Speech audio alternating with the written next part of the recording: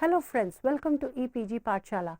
I am Dr. Anurekha Charibag, Assistant Professor, Department of Sociology, Savitribai Phule, Pune University. Today we are going to discuss the module titled Indian Peasantry and the National Movement 1. In this module, we are going to focus on the overview of different positions on the village, especially in terms of nationalist imaginations. Further, we will also look into how peasants are conceptualized within the nationalist imagination of this country. Further, we will also look into how different thinkers such as especially Mahatma Gandhi, Jawaharlal Nehru and Dr. B.R. Ambedkar have really conceptualized the idea of village that has impacted the way nationalism has really looked at Indian villages.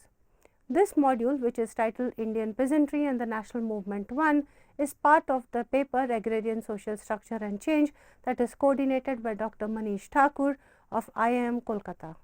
Indian Peasantry and the National Movement 1. Indian national movement truly became a mass movement only when large number of peasants participated in it. There came a time under the leadership of Gandhi when peasants linked their everyday destiny with the goal of Indian independence. Peasants came to believe that once India gained freedom, they will be relieved of the many excesses of the colonial agrarian structure. They fervently hoped for an exploitation-free and a dignified existence in the country after the alien rulers had been driven away. However, to understand the relationship between the peasant and the national movement, it is important to know the ideas of the peasants and the village that the nationalist leaders had. For these ideas informed the strategies of the mobilization of peasants and in turn informed the overall ethos of the Indian national movement. Therefore, in this module, we will talk about the place of the village and the peasants in the nationalist imagination. It seeks to lay down the contours of the idea of village and the peasants inhabiting it as it came to inform different currents of nationalist thought and practice.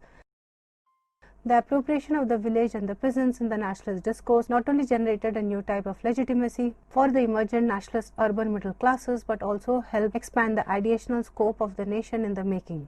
This module also attempts to peep into the inherent fault lines of the nationalist project. The competing political agendas of the different groups and forces had a significant impact on the varied idealizations, criticisms of the Indian village and the peasants. This comes out most strikingly in the way Ambedkar contested Gandhian idealization of the village. The Constituent Assembly debates provide a useful vantage point to evaluate and contextualize such inner dissonances of the nationalist agenda so far as the village and the peasants are concerned. In a way, Indian national movement offers us an opportunity to examine the changing context and conduct of the relationship between the nation and the village during the heydays of Indian nationalism. For most of the nationalist leaders, the village represented the real India, the nation that needed to be recovered, liberated and transformed. The village and the peasants stood for the traditional Indian social life and the essence of Indian civilization. Though the nationalists agreed on the fact that it represented the core of the traditional social order of India, variations on both the merits of the traditional Indian village life and a place in the future of India of their visions were clearly discernible. In effect, they reflect the contesting visions of India's past and futures. Nationalist appropriation. In the nationalist literature, we find two principal themes concerning the village: the urgent need to preserve the basic constitution of the Indian village and the all-pervasive lament over the disintegration of the village under the colonial rule. These twin themes ignited many nationalist minds. In the nationalist thinking, nationhood survived in the village as the latter was left unaffected by the foreign rule owing to the innate virtues of its constitution. Through a series of contrasting interpretations, the same village, which was created by the colonialists for altogether different purposes, came to play an important role in the nationalist thought and practice. So profoundly did the image of traditional India, composed of the myriad of self-contained village republics, stamp itself upon the consciousness of the educated populace of the 19th century, that the influence of the modernity was read invariably as a disintegrative one. Nationalists would ask, had not the traditional forms of local self-government resting on the village panchayat and the village headmen been rapidly drained of life by the judicial and administrative machinery of the modern state?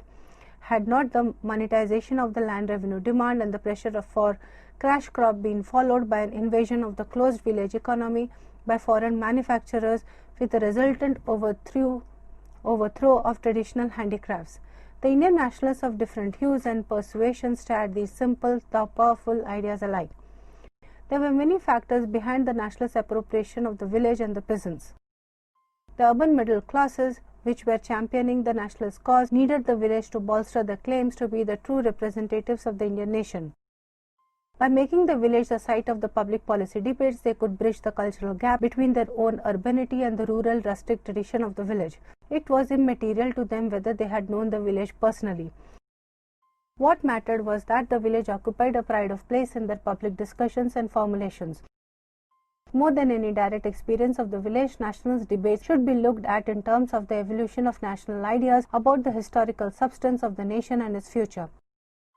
Nationalist leaders shared with the Europeans an urban identity alienated from the village, but at the same time imperial ideology lumped all the natives together as native subjects, whether they were from the village or not. In this scenario, the growth of political nationality depended on the efforts to bring the village and the town together in the abstract opposition of the Indian and the British. This, in fact, was one of the important reasons for the success of the Indian national movement under the leadership of Gandhi. It enabled the Indian nationalists to produce a distinctively national sense of village inside the British Empire. In this sense, the entry of the village and the peasants into the nationalist discourse also protected the cultural status of the urban middle classes by uniting them with the villagers in their opposition to colonialism. As a literate voice for the illiterate people, a national intelligentsia could present the village to the public and represent the rural masses. As self-professed spokesmen of the imaginary nation, they entrusted to themselves the task of translating vernacular village tradition into English language of modernity. By virtue of the mediation, the nationalist voices succeeded in making the problems of the country into a critique of the colonial policies and also make village India a colonial problem. By holding colonialism responsible for the problems of village India, such as famines and poverty, low agricultural production and indebtedness, the nationalist intelligentsia not only challenged the colonial domination but also imparted a distinctively nationalist interpretation to the idea of village. Educated leaders of the country could now speak for the country as a whole, the village included. Even Jawaharlal Nehru conceived of a traditional agrarian system of which collective or cooperative village formed the linchpin. He saw the cooperative spirit of the village as prefiguring a socialist India. Gradually, the idea of a traditional village council gained ground, ignoring the fact that a panchayat was no village forum but functioned exclusively in a segmentary capacity as a caste council. Closely related to the idea of a harmonious village, nay its very basis, Jajmani system became a picture of reciprocity and equality which facilitated localized exchange of goods and services through a series of transactions among peasants, artisans and other service castes. This exemplary social distribution of local production was toasted as an unique feature of the village India. Even though historians like Altekar and Kosambi question the close character and immutable nature of pre-colonial village community, while referring to its incorporation into a more encompassing state framework, modern attributes like democracy and equality were bestowed on the Indian village unabashedly. Still, the people did have a conception of the ideal village and tried to model reality to agree with that notion as far as possible. Thus, through a series of ideological and political moves, village was rendered as part of the nation. Since independence, the village has also been a measure of national development. The nationalist ideas concerning the village have been expressed through latter-day efforts to resurrect village institutions, land reforms and rural development. Even after independence, Indian nationalists found it harder to resist sentimentality. The Gandhian school in particular saw a revival of the golden past in the Panchayati Raj institutions and other measures of village development in post-colonial period. As Mendelssohn rightly remarks, in the later nationalist Indian version of this, the village myth took the form of nostalgia for a supposed village panchayat or a deliberative body in which everybody or at least all men took part. Gandhi's invocation of the ideal village. Not surprisingly, the myth of Indian village, which was put into place by the colonial administrator scholars, became central to the Indian nationalist view of the past. This myth found most of its potent articulation in the politics of Mohandas Karamchand Gandhi. The marked change in the social character of the Indian national movement in the early 1920s shows Gandhi's concern for the village and the villagers. Thereafter, his entire political life was dedicated to charting out a detailed blueprint for an India which could be a community of self-reliant and largely politically autonomous villages. The translation of this myth at the basis for political action was called variously as Gram Swaraj, Gramothan or Swabhalamban. The ideas associated with these terms, which are evocative of a golden past when India was a land of pristine village communities, came to influence the process of making of the Indian constitution as well. The nationalist myth of autonomous village community was also used as a plea for the resurrection of the Indian polity by Jayaprakash Narayan. This also shows how Gandhi's ideas had entered into the political doctrines of post-independent India. According to Narayan, the village community expressing the two ideals of the voluntary limitation of wants and of unanimity in social and political views should be preserved and strengthened as a fundamental element in the Indian political system. Much later, the emergence of Bharat versus India debate underlines new aspirations regarding the state-village relationship. Thus, the idea of village traverses a wide terrain from being synonymous with India itself, nay the authentic and real India, to a political camouflage for defending the interests of the rural bourgeois. It would not be off the mark to argue that a heightened sense of nationalist zeal and fervour came to inform rural development in post-independence India. Rural development was considered an essential item on the agenda of post-colonial nation building. The fanfare associated with the launch of community development program is a case in point. More importantly, even though the Gandhian ideas could not form the bedrock of the Indian nation, their rhetorical sway was too strong to wither away, notwithstanding Ambedkar's forceful advocacy to the contrary. Expectedly, Gandhi, the most illustrious nationalist, believed that under colonial domination the real India lived on in the villages. In this traditional habitat, he sought the key to establishing a modern society after independence. For him, national liberation was an empty rhetoric unless efforts were made to free the rural masses from the conditions of poverty, literacy, disease and squalor. He desired a drastic transformation of the village social life and substantial delegation of political power to villagers. Gandhian program of rural reconstruction was based on the conceptualization of the village as a collectivity based on fundamental equality and cooperation. He believed that the members of the village had a tendency to be free from self-interest. The leadership of the Congress movement, though already internally divided on the issue, repeatedly advocated a post-colonial development policy of village restoration in accordance with Gandhi's principles. The subject came up for discussion in the Constituent Assembly, where some members wanted the village to be the basic unit in the new social and political order. Ambedkar would have none of this and silenced his critic by pointing out that the Indian village was and always had been a den of iniquity and cesspool of factionalism. His intervention, however, did not go unheeded by the major part of his audiences. In retrospect, it seems as if it were a moment when the idealism of Gandhian vision yielded to the overwhelming realism of Nehruvian Ambedkarite vision. Evidently, the village Swaraj was the centerpiece of Gandhi's vision of an independent India. In a broader sense, one sees three stages in Gandhi's enunciation of the Indian village. To establish the equivalence of Indian civilization with the West, which made him counterpoise the village to the city and presented the village life as a critique of and an alternative to modern culture and civilization. 2. To effectively articulate his concern within the actual existing village on the ways and means of reforming them. And lastly, to present the Indian village in an essentially futuristic framework as a potential core of an alternative civilization. For Gandhi, villager was to be the locus of genuine freedom. To be fair to Gandhi, his idealization of the village also followed from his fundamental opposition to parliamentary order.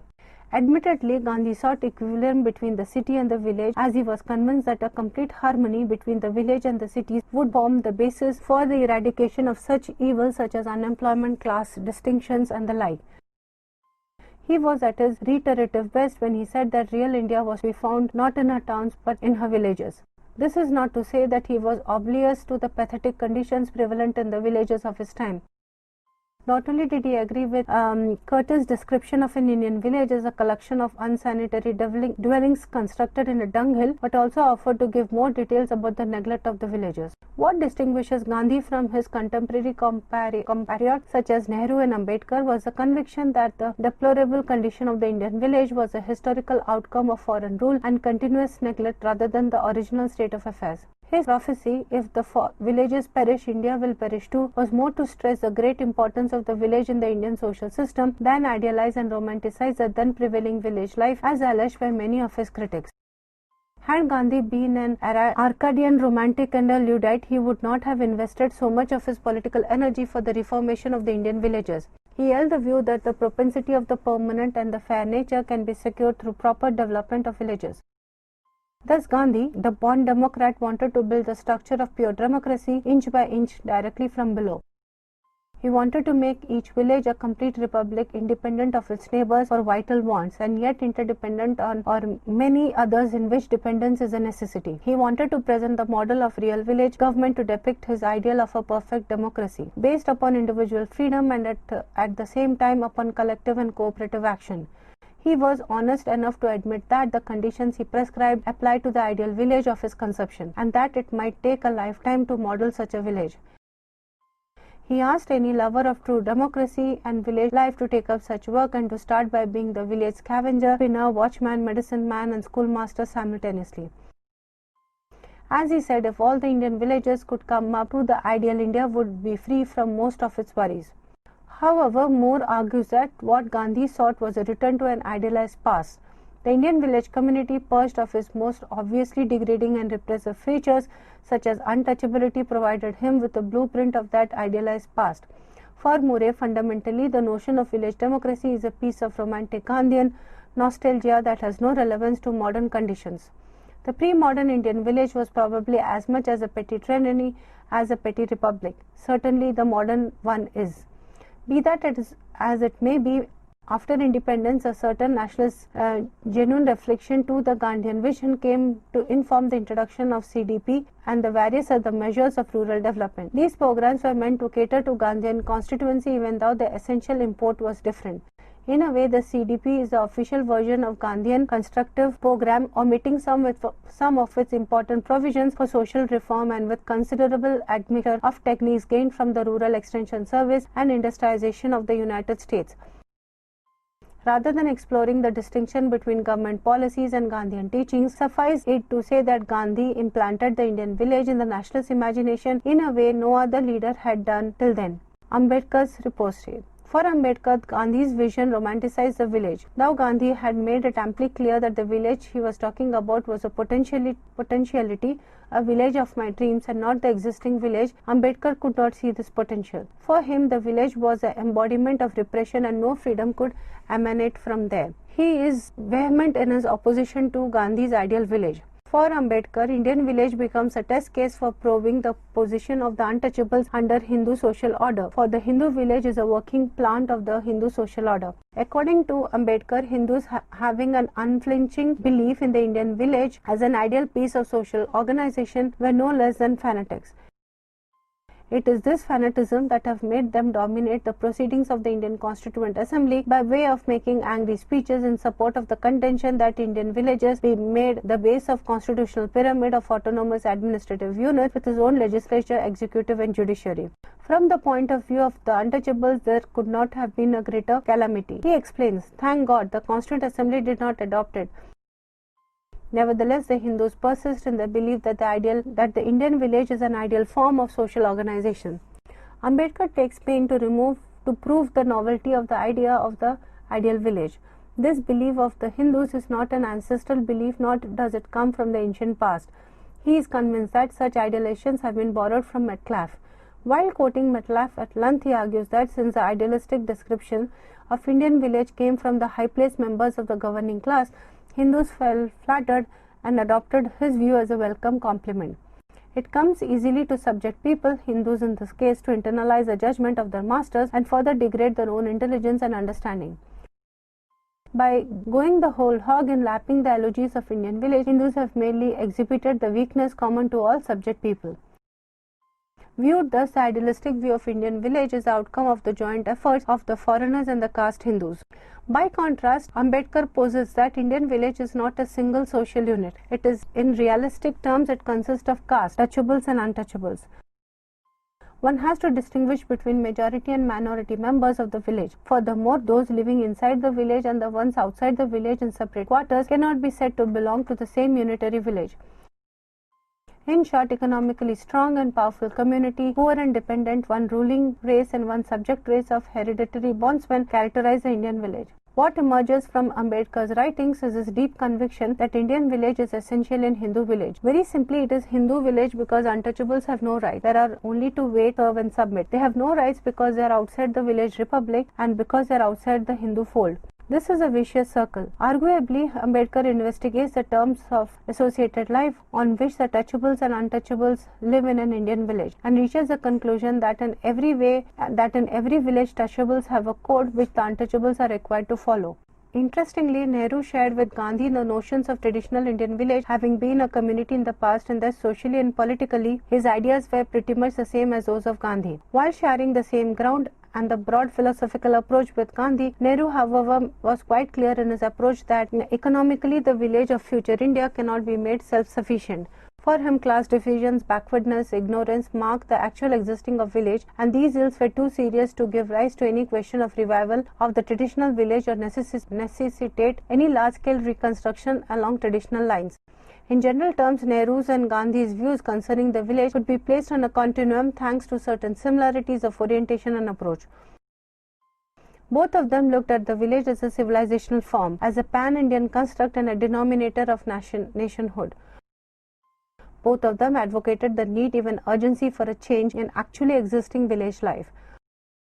Also, they felt that the forces of change are not going to be endogenous, that is, coming from within the village. As they understood the near impossibility of an endogenous change, they advocated for outside agents for a change. In the case of Gandhi, volunteers, the selfless rural reconstruction workers, personified the outside agency of change, while Nehru looked forward and energized the all-powerful state to be the harbinger of change within the village India. It was only Ambedkar who had no stakes in the village and thus did not trouble himself much about the future agencies of change in the Hindu Indian village. In Ambedkar, one finds a subaltern view of the Hindu village which has excluded untouchables historically. To him, the very idea of village is repulsive, as it is impossible to escape from one's caste identity whatsoever. Logically, revival, reconstruction, or for that matter, development is not an issue in Ambedkar's conception of village. Village is simply despicable, and an immediate decline of this highly repressive social entity will only fasten the space of decay of the Hindu social order. To the extent that village is a working plant of Hindu social order, any frontal attack on that order will necessarily mean an attack on the village and all that it stands for. Students, in this module, especially in terms of the idea of peasantry and that of the national movement, we have interrogated the relationship between nation, village and peasants. Further, we have also looked into the different contradictions that were present within the ideologies of Mahatma Gandhi, Jawaharlal Nehru and Dr. B.R. Ambedkar with regard to the role of the peasants and the idea of village, especially its position within the nationalist imagination of India. Further, we have also looked into the different perceptions that all these three great leaders, that is Mahatma Gandhi, Nehru and Dr. Ambedkar, had for rural reconstruction for independent India. Thank you.